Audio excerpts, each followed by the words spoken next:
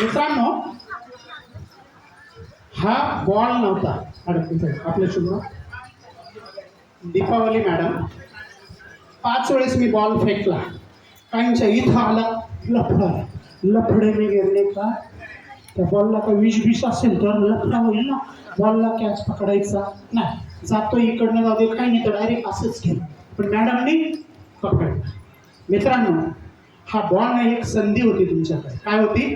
संधी कधीतरी एकदाच येते. आणि या संधीचं कॅरिकेचर असं समजा, ती अतिशय नवतरुण सुंदर तरुण एखाद्या ऐश्वर्यापेक्षा पण स्मार्ट तरुणी आहे. ती काय करते? येताना केस आपले चेहऱ्यावर टाकते आणि ते एकटाच समजा तुपलोंडे साहेबांच्या दारात आली रे आली तर ती टक टक करते. त्याच वेळेत तुपलोंडे साहेबांनी दरवाजा उघडायचा, केस पकडायचे. मॅडम असलं तरी घाबरायचं नाही असं समजायचं. ऑफिसला गेलेली आहे, तिला केस पकडायचं, आतमध्ये घ्यायचं, दार लावायचं नाही तर तो सुमित मागे येईल, दार लावून घ्यायचं. पण जर समजा तिने टक केलं तर तुपलोंडे साहेब म्हटले सचिन तेंडुलकर 99 वरती सेंचुरी होत्या, सेंचुरीला पुढच्या 6 ओव्हर घेतलेल्या, तोपर्यंत ही संधी निघते आणि अहिरे साहेबांच्या दारात जाऊन उभी राहते.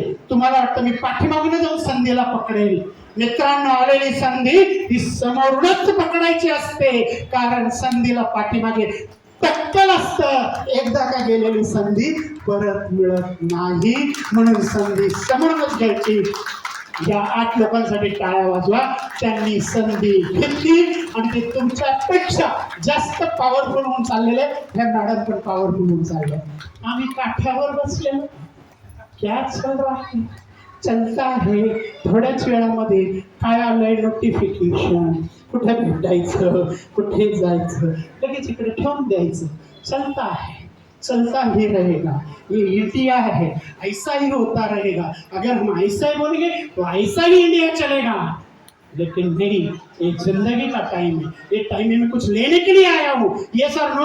अरे आज मी तुम्हाला सांगतो, ज्यांनी या कार्यक्रमाला काय केलं असेल, आर्थिक मदत केली असेल, त्याच्यापेक्षा जास्त आर्थिक मदत तुम्ही लोकांनी केलेलं आहे. तुम्ही तुमच्या आयुष्याचे 4 तास या रत्नाकर अहिरेसाठी दिले आहे.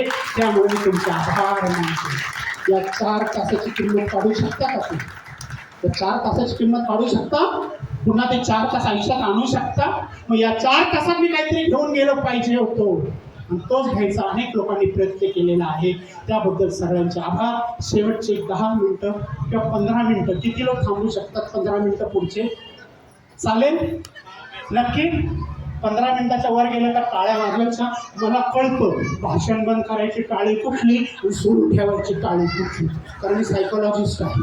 आलं का लक्षात? 2 गोष्टी मी ABCD तुम्हाला सांगणार आहे आणि एका माणसाची मी स्टोरी सांगणार आहे. खेड्यातला माणूस आहे, तो कुठपर्यंत पोहोचला, त्याच्याकडनं काही मोटिवेशन मिळालं तर मी त्याला फोन केलेला आहे, मेसेज येईल, तो इथंच आलेला आहे.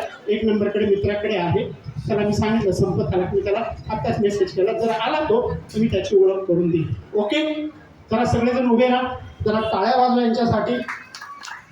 जोरदार जोरदार. नाही, आवाज नाही आला. जोरात एकदम जोरात खाली बसवलं पाहिजे.